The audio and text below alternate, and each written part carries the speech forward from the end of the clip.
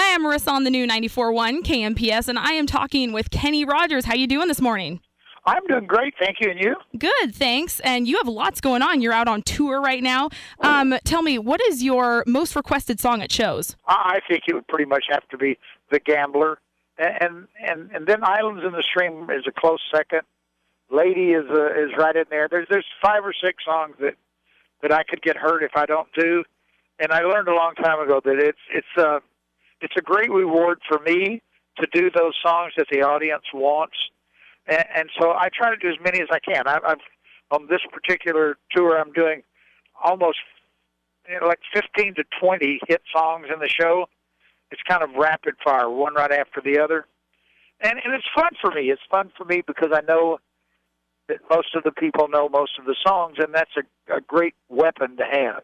I was looking online, and you released a gospel album not too long ago, The Love of God with Cracker Barrel. Are these some of your favorite hymns? Well, the research on that was kind of interesting because Cracker Barrel, I'd always wanted to do one, but I never wanted to do one for commercial purposes because I just didn't know I don't know how to do that. You know, I have this thing about singing religious music for paid audiences. And so when Cracker Barrel said, this is a real specific audience, they have 600 outlets, and they've sold a couple of 100,000 albums, and it's exciting. It's the biggest album I think Cracker Barrel's ever had. And so, but to do it, when we started thinking about what songs to do, when I was a kid, I got my sense of humor from my father, my sense of values from my mom, because she used to take us to church 3 times a week.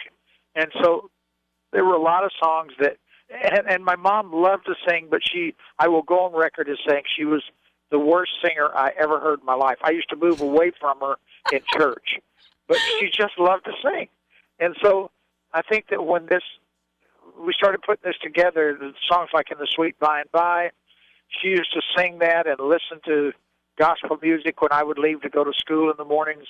And my dad played fiddle, so a lot of these songs he would play when he was younger. And then as there's some new stuff on there. There's a Michael McDonald song called Peace that I think is spectacular. And Michael W. Smith had a song called Grace that I thought was great too. And so it's just songs that I was raised with, that I have a personal relationship with, and new songs that I love. That's kind of how we went about it. And I think that that's probably more sentimental to you. You know, I mean, it kind of gives us a glimpse into your life and what inspired you as an artist.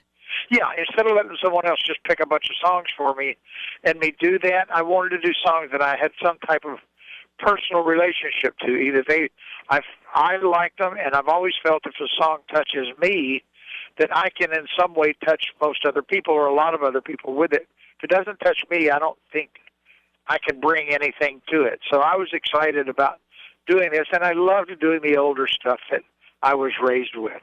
Definitely. You did a duet with Lionel Richie. You both performed Lady. How was that? Well, you know, he's a buddy of mine. He's like my brother from another mother.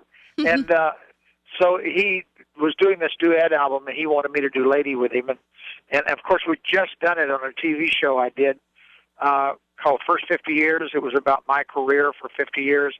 And it was Lionel Richie and Dolly Parton and Smokey Robinson, Tim McGraw, Alison Krauss, Winona Judd. It was just a ton of people came, and Lionel and I sang Lady on there, so we already knew how to break it up. And so when we did it in the session, my throat was so hammered, but I went back and patched it, because I was going to let him get his on, and then I was going to go beat him somehow. We have a great competition, me and him. It's really fun. Is there one specific artist that you haven't sang with before that you would love to? And if so, which song would you like to perform? Here's the interesting thing about duets that I've learned, and I've been as successful as anyone with them, is that you never start with an artist. You start with a song, and then you say, who can sing this well?